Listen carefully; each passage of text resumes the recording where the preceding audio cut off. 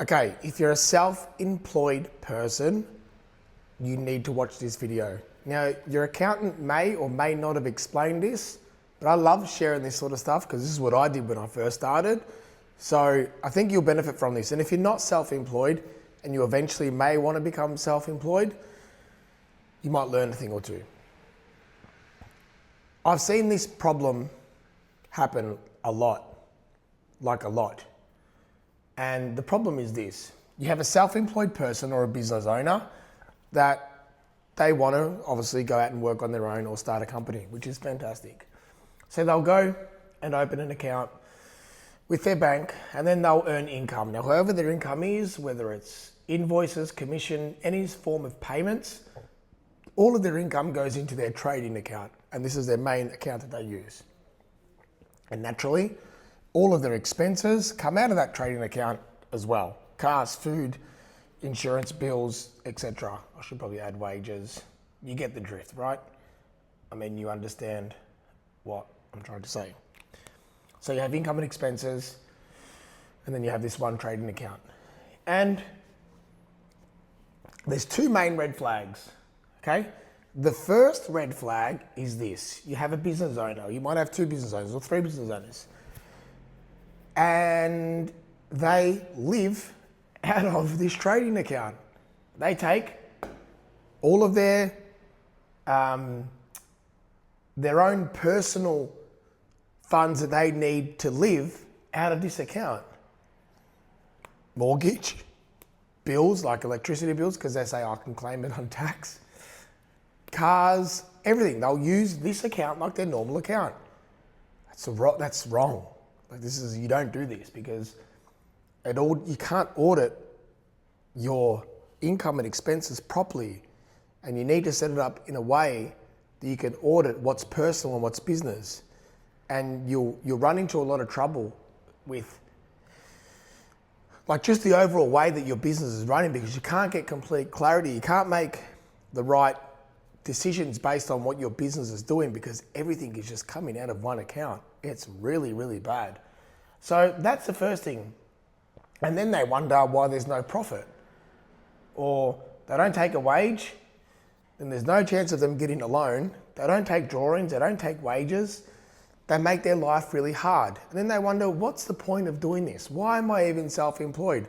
And then they end up going back and working for someone. I see it a lot with tradies. They'll go out on their own, and for whatever reason, they have a go at it. And yes, part of the element of why it doesn't work is they maybe didn't get enough work, and that's a different story.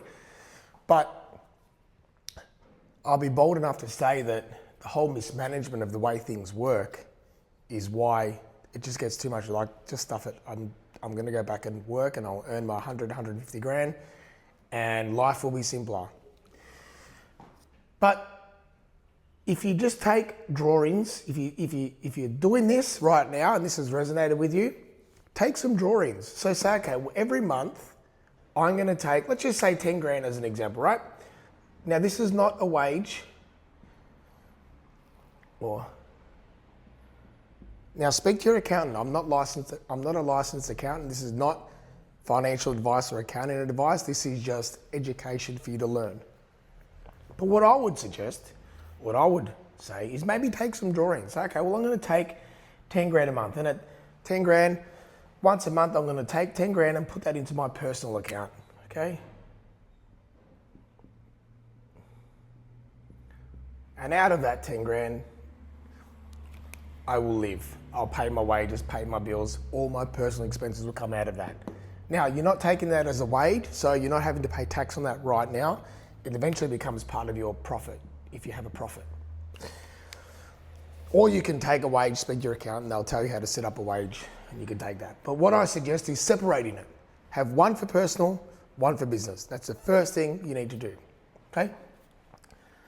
The second red flag, let's pump this one here. Red flag, we've got a couple of red flags. Let's put the second red flag. Now, they get their income, okay? You know what, they get their income. I'm gonna split this because we can use this. So income comes in, commission, payments, whatever it is, however they earn. But then they don't allocate any of this, right? They don't allocate any money for GST. They don't allocate any money for tax. They don't allocate any money for payroll. They don't allocate any money for super. And they get a false sense of what their business is doing. For example, we'll just use $10,000. Let's say 10 grand has gone in income because you've earned a 10K invoice. Well, that is revenue. That's turnover. That is not profit. So the 10 grand goes in, you spend it, and then you live out of it. You don't allocate any of this. You then get a bill and think, holy shit, I don't have the money. And it becomes this vicious cycle. Money goes in, money comes out, expenses, no money for GST, get a tax bill, get an ATO bill, business is hard, I'm not going to do it. No, it's actually not. If you set it up right and you focus, this is the way you need to do it. So what I suggest, and this is what I did in the early days, and I do it a bit different now, but there's a sense that's a bit more complicated the way I do it now, but I still do this. So whenever I get at the end of every month, and I actually did it because we earn money through commission and sometimes in invoices. But what I do is I look at all the income for the month. I then allocate 10% of that into an offset account, which is offsetting my home loan. Now I've got a trust which allows me to do that. If you've got a company, you need to speak to your accountant about the implications of doing that. If you don't have a home loan, just put it into a separate account. It could be an account that earns interest, whatever it may be. But just allocate that into a separate account. 10%, because that's your income. So in that example, you put 10% of your income into that account. Then what you want to do is you need to allocate some money for tax. Now I would say 25 is very lean. I've got a good structure, my accountant's pretty good, so I allocate 25. But I would suggest maybe starting with 30% of that income. Allocate that into another account and label it tax. So I'd have a bank account, which is one for GST, one for tax. If you've got staff and you've got wages and bills, I would also allocate the payroll tax. Now, if you use a system like Xero, right? When you do your pay runs, it will tell you the payroll tax amount. Put that, when you do your wages payroll tax, put that into your tax account or your offset account. So you basically start to allocate your money correctly. Now, the good thing is you get a better understanding of what your business is doing. So if you said, okay, well, I've got 10 grand plus one, say I've got 11 grand including GST. We'll just round numbers for example. Okay, so I've got 1,000. I'm going to put $1,000 into my GST account. Tax, I'm going to put 3K into my tax account. Well, I've now got 6 grand left over. Cool. So that's effectively the income that can really be used in a trading account so I can get a proper understanding of what my business is doing. Whereas if it all just goes into one, you need to understand how your business is operating, and it takes really, really, really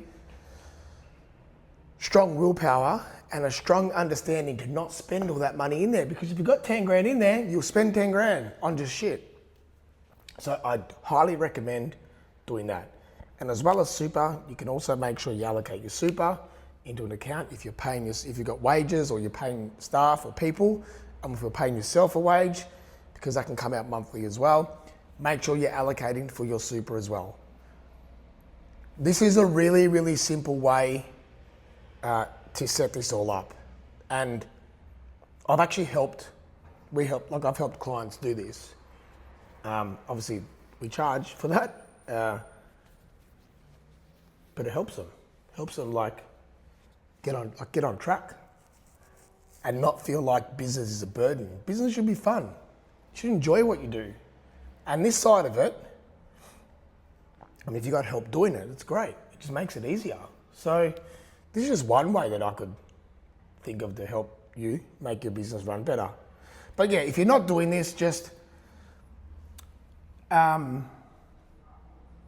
Start doing it. Like, allocate, give yourself some accounts, and get better at the way you manage your money.